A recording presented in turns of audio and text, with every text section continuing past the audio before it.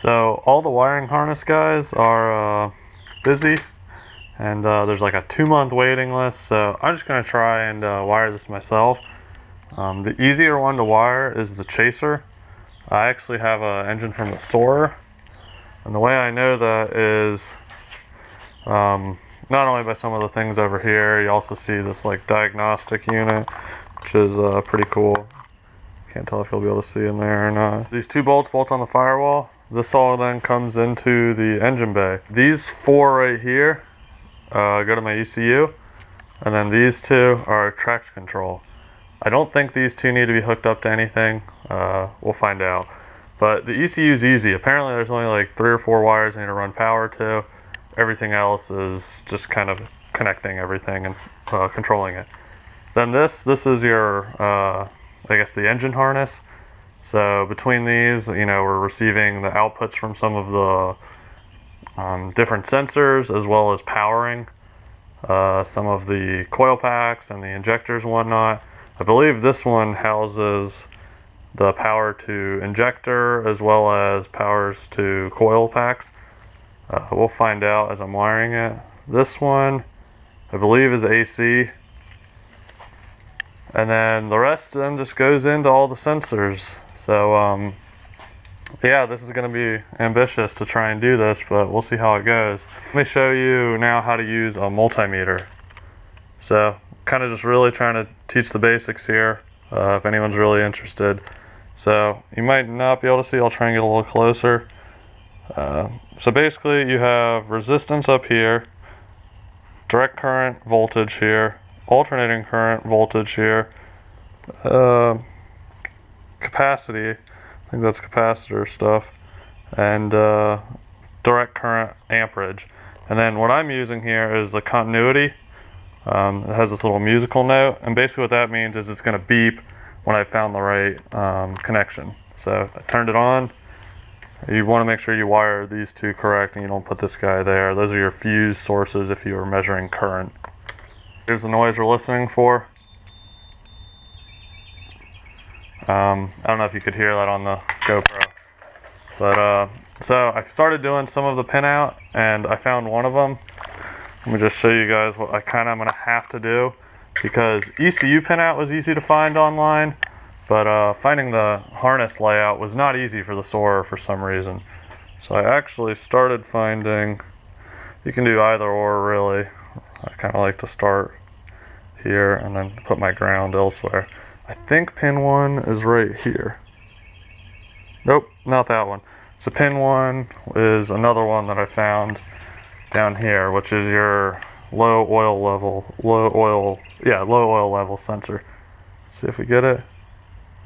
Not that one. Shit. There we go. Okay, we found one. So you can see I have this right there. And then pin 1. We'll try another one now that I know my mistake. Then I found that this pin, I think it's 25, will beep now. So it's pretty easy what you're doing. Just takes a lot of time. So I'm actually putting all the colors together, gonna figure out where the important ones go, and hopefully we can wire this up. The rest of the wiring then is trying to get, hold on, let me get on in here. Put the GoPro thing down. Is this. So this is like, our positive battery terminal, and all this nonsense is kind of going to our relays, and the other relay box. It's on the other side over here. Again, this is my first time doing a wiring harness. It might take me a little extra time, but I also wrap my downpipe. So here you can see I use just the DEI heat wrap. This is the CX Racing 1JZ Vvt-I S13 downpipe midpipe. I painted it with like high temp grill paint or something like that to try and seal it. You can see the little zip ties, or metal zip ties rather, and those are just there to hold the wrap down, but it's pretty tight, can't really move it much. Okay, I'm cutting my pipe. I just want to show one more time how I'm doing it. I made my mark with a Sharpie. I'm doing this actually out of the engine bay this time. And you just barely tighten down on it, And the first time around, I've read you only want to go one direction. I've kind of gone a little bit of both. But we'll see how this goes. Let me actually unroll this. Yeah, so basically you just barely tighten down, I guess a little more than what I did. But you're not trying to bend that the tip of the cutter. You're just trying to be tight enough that you're etching where your blade will track. And then go around a few times. Tighten it back down a little more. Do another run around. Okay, tighten a little more. And it just kind of takes some time. I'm trying not to bend them up as much as the first one I did. I didn't really realize that you're supposed to kind of take your time and do this. So I kind of just torqued her down and turned it, and no luck. Kind of got a little egg shaped, but we made it work with the cutter over there. Okay, so here's the tube. It was cut. Looks nice and minty. No real weird egg shaped things going on. I think the other side actually I might have egg shaped a little the first time. Oh no, that's a pretty good cut too. Just take your time with it. Here's some differences between the Sicky sway bar and stock S13 sway bar. You can notice not only is it thicker, so you're going to have increased anti-roll, but it actually pitches more forward. So it's to clear, technically they created it to do LSX swaps, but it works just as well for JZ and RB. Next up is the Vvt-I Cam Gear. This thing is pretty typical to start leaking.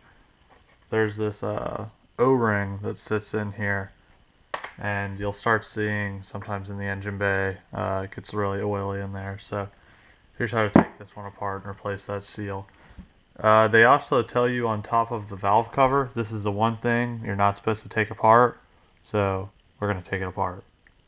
The reason they tell you that is because this is high-speed balanced, so this actually can move when you break these bolts loose, and it'll throw off your timing a little bit if you don't get it exactly right. So I've watched one of the videos online that shows you how to do this, and it's pretty straightforward, so let's get started.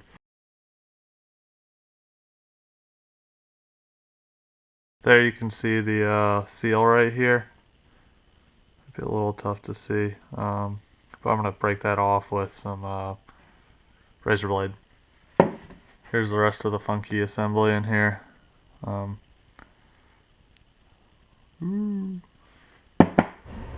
for any of the nerds out there, aka engineers, Vvt-I stands for Variable Valve Timing with Intelligence. So basically all it's doing is cam phase changing, and it's doing that by this little actuator here. It drives oil through the different orifices. You can see it pushes through maybe these little guys. Let me get it closer so you can see. There's these little oil ports, and it should push this. Supposedly this thing goes in there somehow, but it actuates all these internal gearing and is slightly changing the cam phasing. So in other words, the valve overlap between the exhaust and the intake. Alright, so I ended up not wiring it myself, and the guy that was going to wire it was going to do it for me. So here I'm just kind of showing you guys, this is all the KA wiring and 1J as well. I ended up taking off the upper part of the intake manifold. So you can also see right now I'm still doing timing components, kind of taking my time doing this stuff. So yeah, I took off the upper intake manifold, and most of it goes through this like runner right here, but it wasn't too bad taking it all off, and now you can kind of see everything in here. On Toyota transmission setups, they have the clutch where you have to install the fork actually through these service ports. It wasn't too bad to get in there. I actually just took the slave cylinder off right here and just slid the fork in and put grease on all the interference fittings. Then you just put these dust shields back on. But yeah, so it's all bolted up, ready to go into the car. Gonna try and do that here tomorrow or something.